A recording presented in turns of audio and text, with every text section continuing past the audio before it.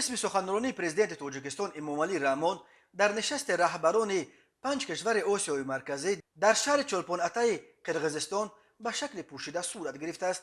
در این باره پایگاه خبری قرقیزی ویستی کگه خبر داد. این نشریه گفت در خدمات مطبوعات پرزیدنت قرقیزستان سبب مخفی کردن یک بخش سخنرانی امامعلی رحمان را شرح ندادند.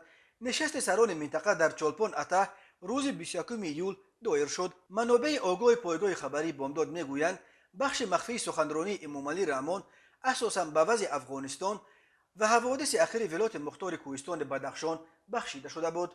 امامعلی رحمان توانمندی حرکت تندرو طالبان برای رهبری افغانستان را همیشه زیر سوال میبرد.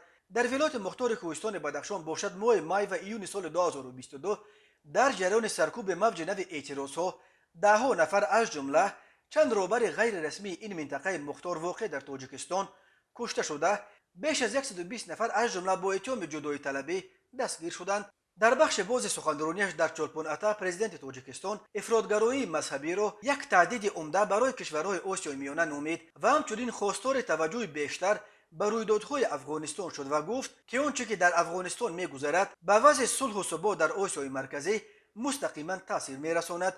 بنا به اطلاع خدمات مطبوعاتش امامعلی رحمان تهدیدهای روزافزون تروریسم، اکستریمیسم، گردش غیر قانونی مواد مخدر و سلاح، کیبرجنایت‌ها و دیگر شکل‌های جنایتکاری متشکل فرامرزی را به خصوص تاکید نموده تمایل‌های تعلیل ایدئولوژی رادیکالیسم دینی در منطقه و موجودیت به اصطلاح گروه‌های خفته تروریسم و اکستریمیسم بین المللی به صفت تهدیدهای جدی به امنیت نامید و همچنین با اظهار نگرانی تاثیر منفی روندهای در افغانستان به عمل آمده را به کشورهای منطقه قید کرد. و اما در همین حال تاجیکستان در برابر ترکمنستان شرطنامه دوستی همسایگی و همکاری با مقصد رشد آسیای مرکزی در عصر 21 یک سند اساسی را که باید در چولپان اتا تصویب میشد امضا نکردند.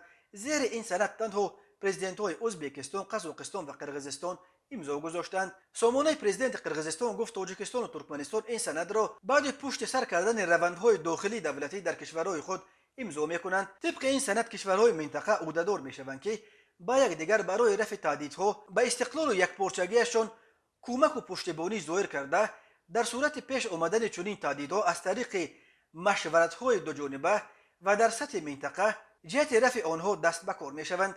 این شرطنامه به کشورهای آسیای مرکزی استفاده نیروی حربی را به ضد همدیگر منع کرده کشورها همچنین عهده‌دار میشوند که به پیمان و سازمان‌های عربی نپیوندند. ولی سوال این است که در این صورت آیا تاجیکستان و قزاقستان و قرقیزستان با عضویت خود در اودکبه یا پیمان امنیت دستجمعی چی باید کنند؟ در سند همچنین گفته شده است که کشورهای آسیای مرکزی اختلاف‌های بین آنها به وجود آمده را باید با حسن احترام و حسن تفاهم تنها و تنها با راه آسایش‌تر دیپلماتی حل کنند و دست به استفاده نیرو نبرند.